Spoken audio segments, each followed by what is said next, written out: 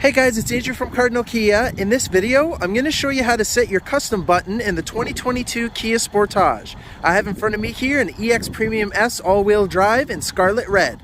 Let's get started. Okay, so to start us off, the custom button is this white star button here underneath the radio screen. So right now, if I go ahead and push it, there's nothing assigned to it. So it's going to ask us here what we'd like to use that button as. So the options in the Sportage are phone projection, which is your Android Auto or Apple CarPlay if you were wired up for it. You can have it go to My Menu, where you can choose certain icons and certain apps from the car into your own menu.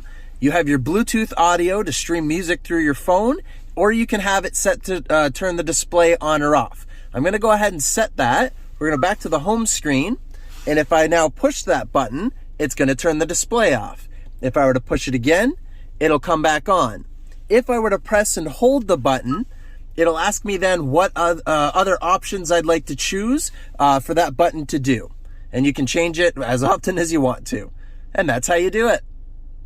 Thank you very much for watching, guys. Please hit that like button if you enjoyed this video, and please consider subscribing if you're enjoying our content. Also, all of our links to social media are in the description below. Thanks, guys.